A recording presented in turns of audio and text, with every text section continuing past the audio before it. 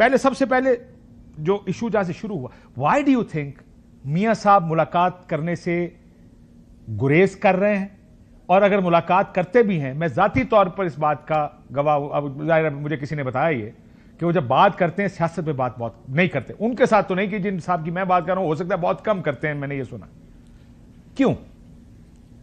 دیکھیں, ایک تو میاں نواز شریف کی اس وقت جو سیاست ہے, چاہے وہ میاں جاوید لطیف اس کو ایگری کریں یا نہ کریں, وہ خود اپنی کانٹرڈکشن کا شکار ہیں. انہوں نے 40 سال اور خاص طور پر 93 میں جب کاکڑ فارمولہ آیا تھا, غلام اسحاق نے ان کو فائر کیا تھا, تو اس دن تو انہوں نے اپنے ڈیموکریٹک کریڈینشلز اسٹیبلش کر دیے تھے جب انہوں نے کہا تھا آئی ول ٹیک نو ڈکٹیشن, اور انہوں نے وزیر اعظم کا عہدہ چھوڑ دیا.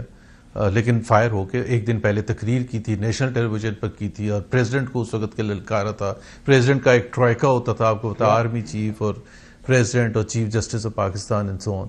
تو وہ جو انہوں نے سیاست وہاں سے شروع کی, پھر 99 میں ماشاءاللہ ان کے خلاف لگ گیا, ان کو ایگزائل ہوا, جیل ہوئی, پھر کم بیک کیا 2013 میں, اور وہ بھی سب سازشیں بھی ہوتی رہیں, اور انہوں نے اصولی طور پر سولین بالادستی کی جنگ لڑی. اس میں کوئی شک نہیں ہے. میں تو ایٹ لیسٹ یہ کہہ سکتا ہوں کہ جو میں جتنی بھی قربت تھی, جب بھی بات ہوتی تھی ان کی بیٹی کے ساتھ تو بہت زیادہ ہوتے تھے کہ یہ ہم سولین بالادستی کی جنگ لڑ رہے ہیں, اور نے ایک پرنسپل پر سٹینڈ لیا. لیکن 2022 سے جو حالات نے بدلے ہیں, یہ دنیا کی ہسٹری میں ریئر ایک کوئی لیڈر ہوں گے جو 40 سال کی سیاست کرنے کے بعد ایک بالکل مختلف سیاست. وجہ بتائیں زبیر صاحب, یہ تو ہم بڑے عرصے سے بات کر رہے ہیں, لیکن دونوں کی وجہ بتائیں. ایک خاموشی کی بھی وجہ بتائیں. Does he not want to, کیونکہ وہ کیا خاموشی کی ایک تو he has nothing to talk.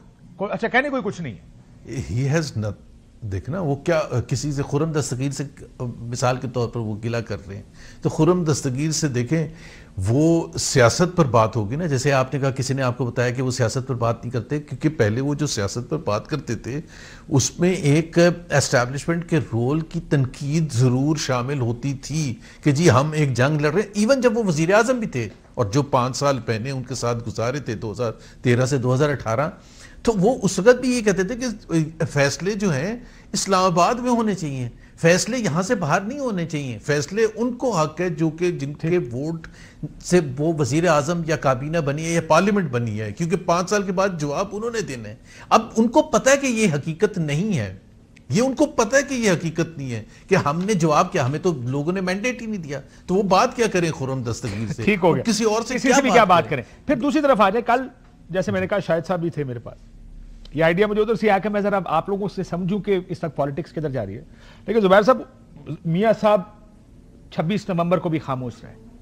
شاہد صاحب کا خیال تھا یہ شہباز شریف کی سیاست ہے, نواز شریف ایسی سیاست کبھی نہیں کی, یعنی جو اسلام آباد میں ہوا جس طرح, سو وہ ہی واز ویری کلیئر کہ میاں صاحب ایسا ہو ہی نہیں سکتا کہ میاں صاحب کے ہوتے ہوئے ہی ہو جائے, لیکن ایسا ہو رہا, میاں صاحب خاموش ہیں. اچھا صاحب کا